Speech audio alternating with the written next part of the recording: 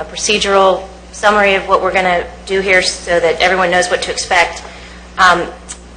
These hearings are evidentiary hearings, meaning that both sides are permitted to present evidence and testimony. I haven't spoken to anyone about any of the cases, so if you have anything to tell me, you're talking to a blank slate, so be sure and fill me in on everything that you want me to know. The city has the burden of proof in these matters, so they will go first, present their case, testimony, can present evidence into the record, and then respondents will have an opportunity to respond and present their case as well. Both sides are permitted to cross-examine any witnesses presented by the opposing side.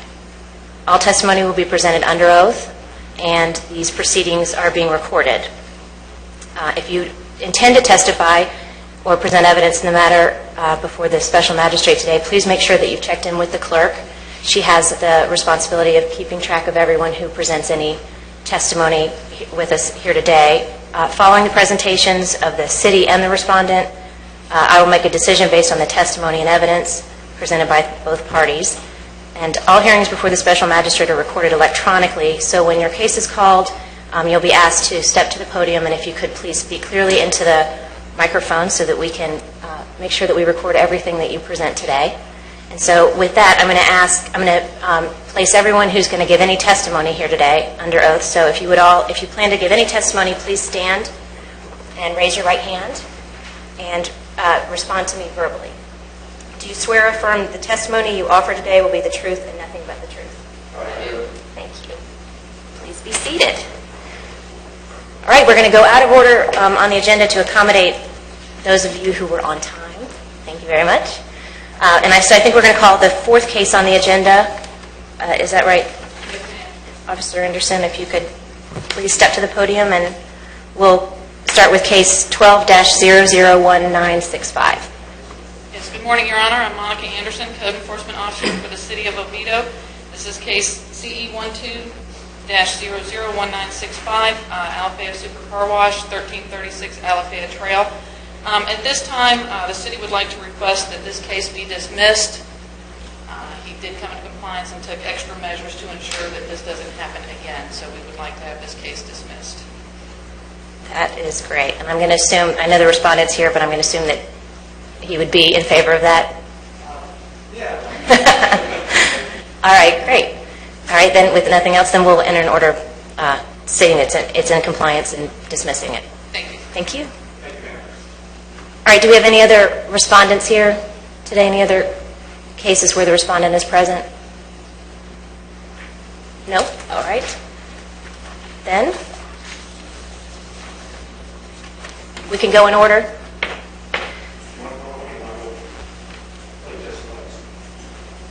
I think we go in order unless you have a preference. If you have no preference.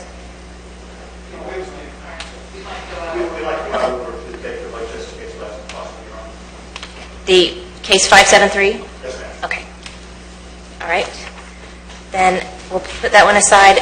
How about case 12-001721?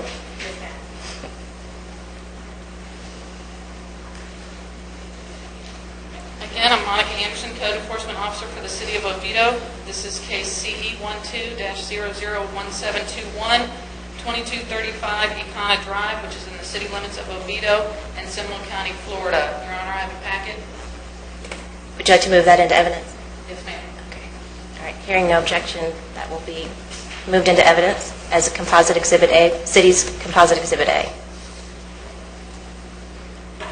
I received a complaint on September 4th, 2012 regarding a stagnant black pool at the subject property. I did the initial inspection on September 4th, 2012 and observed that the pool was black. On September 6th, 2012, I sent a notice of violation to the property owner. That is the first paper in your packet, Your Honor. That was not received, which is your second paper. Third, I sent a second notice of violation to the property owner. The next paper you'll see is the affidavit of service, where I posted the property, posted City Hall, and sent that notice first class, meeting the statutory requirements for notice. I re-inspected the property. The property was still in violation of city code. So on October 24th, 2012, I prepared an affidavit of violation and a request for hearing.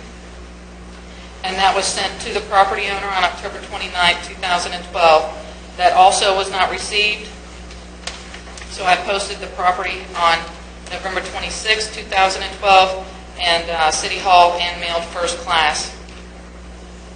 The next paper you'll see is the picture of the violation. That property is still in violation today. The chronological history is that we had an initial inspection on September 4th, 2012. Today being the hearing, December 6th. That was 94 days of non-compliant, trying to get the property into compliance, and as I stated, this property is still in non-compliance at this time. Staff requests a fine in the amount of $150 per day beginning January 8th, 2013. Okay, thank you. You have anything else? No, ma'am. Okay, thank you. And is the respondent present? No, ma'am. Okay. All right, then, having heard and considered all the testimony and evidence presented, I'm going to make the following ruling: that notice was properly provided, that the respondent is the legal owner of the property at issue, and that the city's met its burden of proof in establishing that the property at issue is not in compliance with the City of Oviedo's Code of Ordinances, and the respondent shall have until January 8th, 2013 to bring said property into compliance, and failure to do so will result in a fine of $150 per day for each day that the property remains in non-compliance. Thank you. All right. If there's nothing else? No, ma'am. Okay. All right. Then we'll be moving on.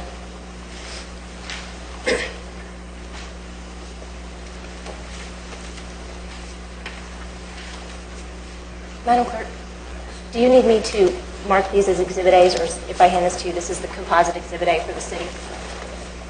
So that'll stay in evidence. Thank you. All right. Next case is 12-001723. Yes, ma'am. Again, Your Honor, I'm Monica Anderson, Code Enforcement Officer for the City of Oviedo. This is case CE 12-001723, 10 Alafaya Woods Boulevard, which is in the city limits of Oviedo and Seminole County, Florida. Again, I have a packet of evidence for Your Honor. All right. And you'd like to move that into evidence? Yes, ma'am. Okay. Hearing no objection, this will be accepted into evidence as city's composite Exhibit A. Go ahead. Okay. Whenever you're ready. On September 4th, 2012, I received a complaint regarding signage that had been placed on 10 Alafaya Woods Boulevard. I went out and inspected the property on September 4th and observed two signs erected on the property without a permit. On October 10th, 2012, I sent a notice of violation to the property owner of record advising that they needed to permit all of their signs. At this point, when I'd done the reinspection, they had now placed another sign. So there are a total of 3 signs on the property at the time of the notice of violation. That notice was received. I reinspected the property and prepared an affidavit of violation and request for hearing on November 9th, 2012. That was mailed to the property owner on November 12th of 2012. That notice was also received. This morning I went out and inspected the property. There's a picture, Your Honor, that shows that all 3 signs are still erected. I did research of the permitting records, and no permits have been applied for or obtained to date for this signage. The chronological order, it has also been 94 days that we have been trying to contact the property owner and gain compliance. Staff request a fine in the amount of $50 per day beginning January 8, 2013. All right, thank you. If you have nothing further, is there anyone here to speak on behalf of the respondent? No, ma'am. All right. Then, having heard and considered all of the testimony and evidence presented, I'm going to make the following ruling: that the respondent is the legal owner of the property at issue, that the city has provided proper notice of this hearing, that the city has met its burden of proof in establishing the property at issue is not in compliance with the City of Oviedo's Land Development Code, and that the respondent shall have until January 8th, 2013 to bring said property into compliance, and failure to do so will result in a fine of $50 per day for each day that the property remains in noncompliance. All right. And with that, I will give the composite exhibit to the clerk, and we can move on to the final matter. Thank you. That was the folder I didn't give you. I'm sorry. All right. I think you're up. Good morning, Your Honor. I'm Jim Royals, representing the city in case number 12573. Case on 230 North Lake Jessup Avenue, Orlando, Florida. This is a case basically involving a vacant land and structure and dilapidated condition. May I approach Your Honor with evidence? Please. And you would like to move this into evidence? Yes, ma'am. Okay. Hearing no objection, this will be moved into evidence as City's Composite Exhibit A. Please proceed. Initial inspection was done on a property. We had a complaint on a property. Initial inspection was done on March 15th of 2012. We sent the notice of violation that Your Honor has in front of her on November 23rd. That notice of violation was received and signed for on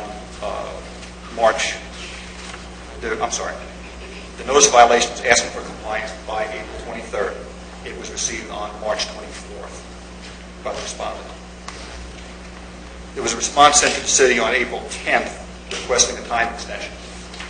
There were meetings and phone calls with Mrs. Cloninger, and Mrs. Cloninger entered into a stipulated settlement agreement that required her to select a structural engineer, supply the city with the name of that engineer by July 28th, 2012, and obtain a report from that engineer by August 28th, 2012. The report was to provide a written statement that the structure would be structurally sound if existing deteriorated materials were replaced with like-kind materials and what materials would require replacement. We did not receive that report or those reports by the stipulated times. Mr. O'Rourke sent a follow-up letter on October 9th to request that information. We emailed that information. We got a letter from Bowen Engineering, which was emailed to us stating that it would be cost prohibitive to bring the existing structure up to current 2010 codes. So can I stop you just for clarification? So this was 2011 when this? 2012.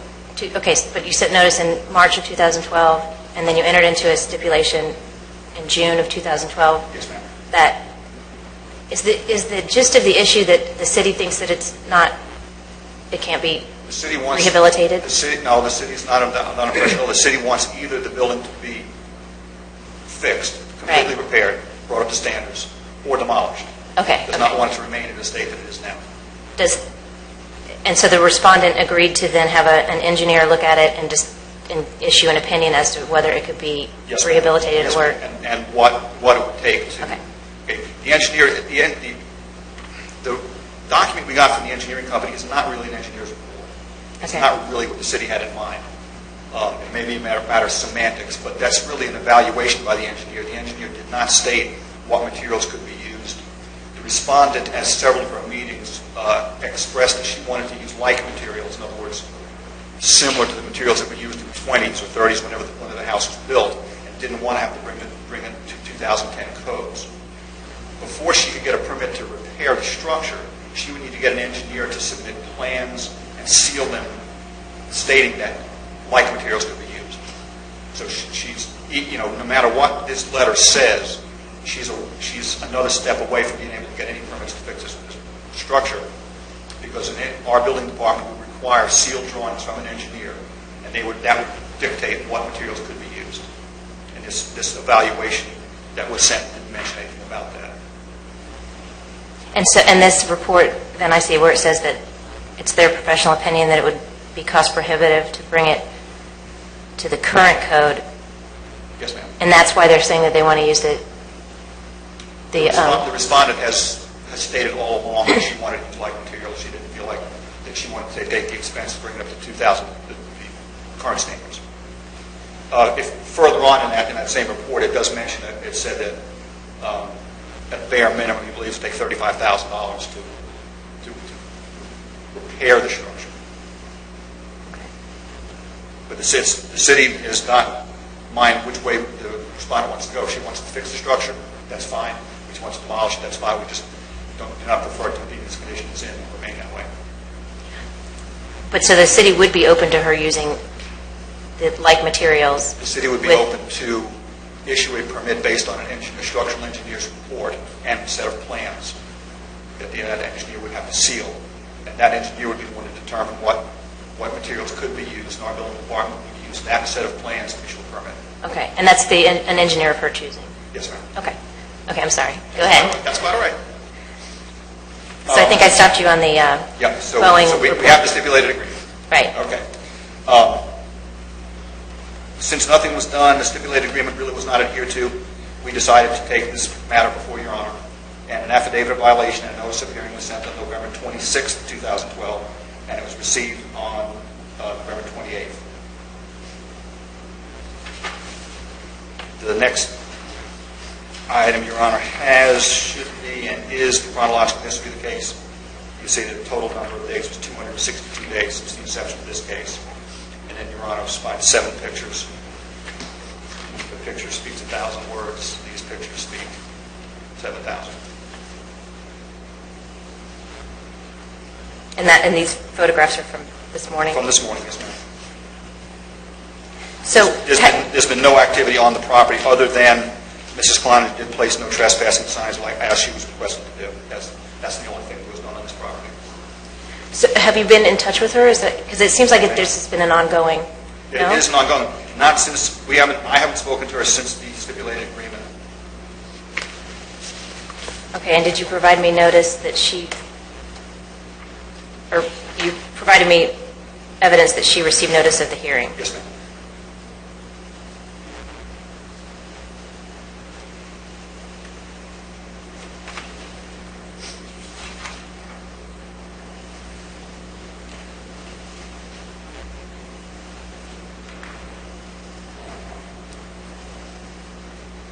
So what is the request of the city at The this city point? requests that Your Honor enter an order that the respondent either obtain a demolition permit and demolish the structure, remove all associated debris and uncultivated vegetation in excess of 18 inches high by January 6, 2012, or obtain all necessary permits, repair all noted violations of the International Property Maintenance Code, and any other violations discovered while doing repairs by March 6, 2013. I'm sorry.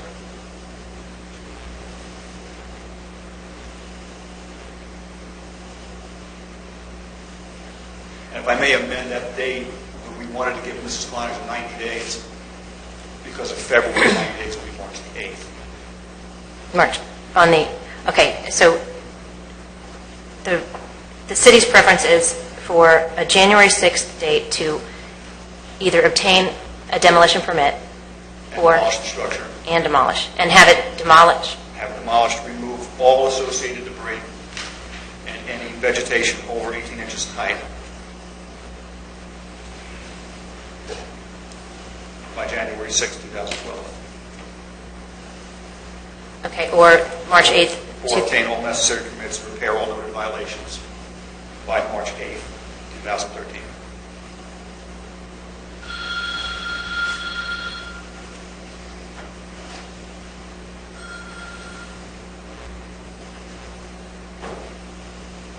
Okay. You know, I'm just not familiar with how difficult it is to get the demolition permit, demolish and remove. That seems to me, the January 6th date seems We have rapidly approaching. Mr. Aldrich here, the building official, who might can address that. Would you mind? I'm just not familiar with that. The logistics of it would be I'm sorry, could you state your name? Dave Aldrich, building official, Thank you. City of Oviedo, as contracted for PDCS. The logistics of her pulling a demo permit, she'd just have to come in to get a demo permit, have a contractor take it down. Typically, any municipality sets a time parameter with a demo because you don't want somebody to spend the full 6 months most permits are good for. So typically, if somebody comes in for a demo, we specifically state you got 30 days to get rid of the structure, and of course, any appurtenances or anything specific on the property that needs to be taken care of. How, the action of demolishing it, is that seems like a labor-intensive, several-day kind of event. If you have the pictures in front of you, it's only a 25 by 26 structure. It's tiny. To be perfectly honest, we did a ton of these when I was in Winter Garden, and that's why the time parameters are set, because we had one guy that demolished one from Winter Garden and piece by piece by piece rebuilt it in south of Popka because he had a lot of rental properties. And something like that, two guys could take down in probably a week's time and have everything removed. Okay. It's just a matter of the one individual. And how long is step it forward. when someone comes to the city to obtain a... It's basically, it's an across-the-counter permit. The only thing we require of them is to give us proof that the utilities have been taken care of. You want to make darn sure, which I'm pretty positive already, the power's been rolled back up to the pole.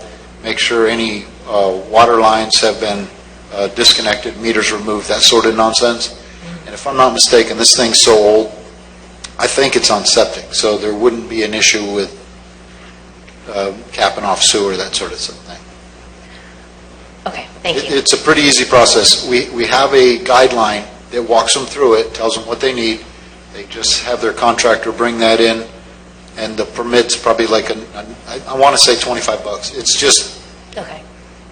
the amount of money it takes to do. And they don't have to bring plans or documents or anything, they can just come in and get it? Nothing Okay. like that. And they get it the day that they come? They could have it the day they come, as long as they've had, say, Progress Energy sign off on it, and the city that the utilities have been disconnected, which they can do in-house. They have to go to Progress, or they don't have to go to Progress? They are supposed to. We put the onus on them to show that it has been accomplished. In this case, I'm thinking 5 years ago, they had a incident which prompted getting her to be aware she had issues at the property. At that time, I believe the drop from the power line was touching the structure in a manner that it was burning it.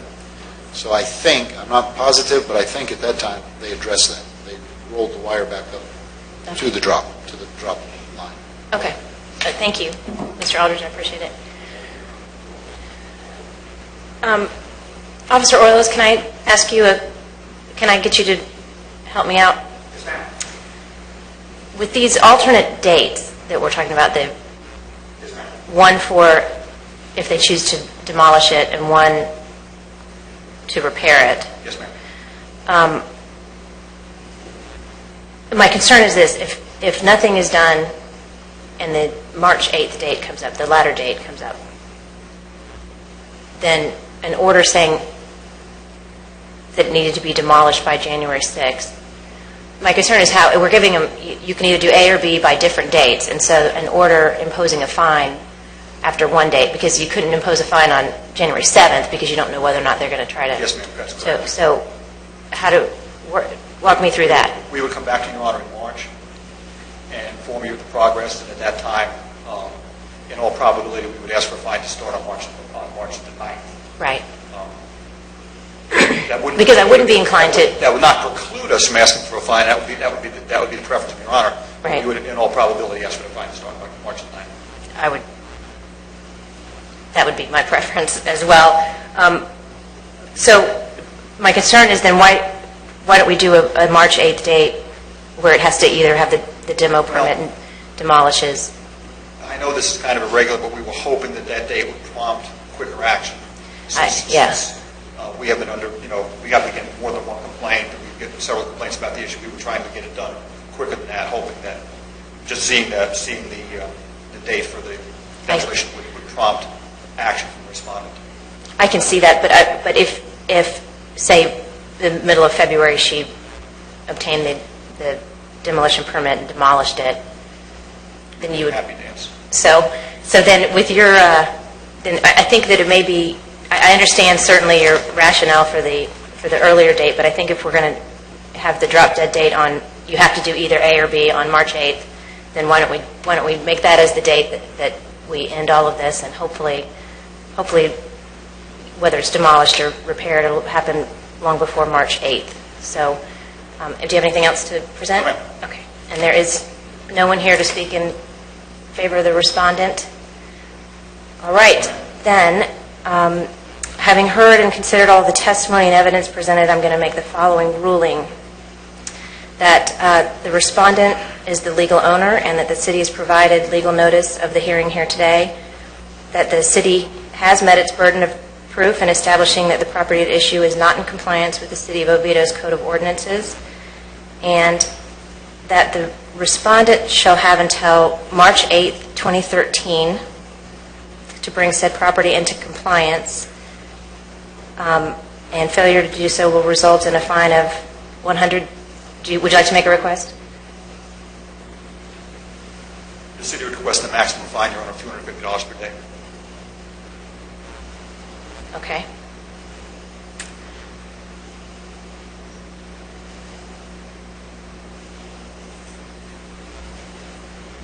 I'm torn because it's been so many days. It's been 200 and... Yes, ma'am. 262 days since the initial inspection.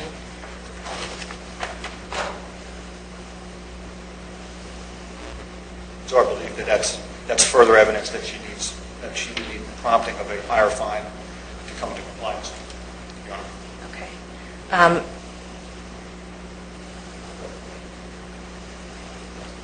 I understand your argument. I had initially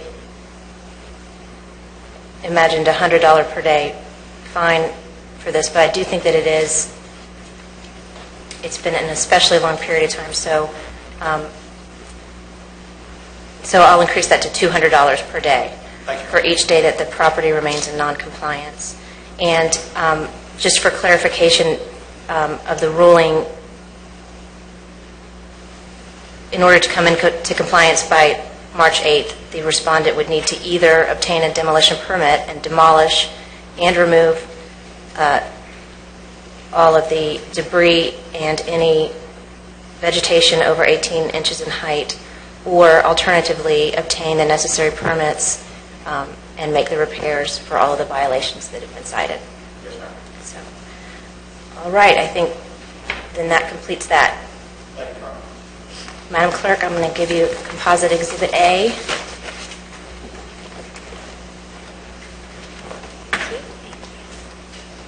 All right, do we have any other new matters that might not have been on the agenda we need to take care of? In Your Honor, I'm Monica Anderson, Code Enforcement Officer for the City of Oviedo. This is case CE12-1069 for Thomas Investment Group, 1017 Turtle Creek Drive, Oviedo, Florida. This case was originally heard by the board on September 27, 2012 by the Code Enforcement Board, and the board ordered a compliance date of October 23, 2012, or a fine of $100 per day would be imposed. Your Honor, I completed an affidavit of noncompliance on October 24th of 2012 stating that the property was still in violation.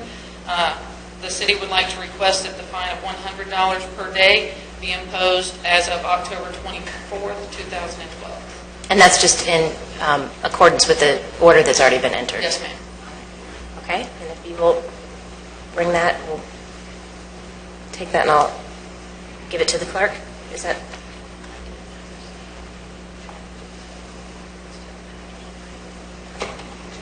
Okay, so we have a clerical change.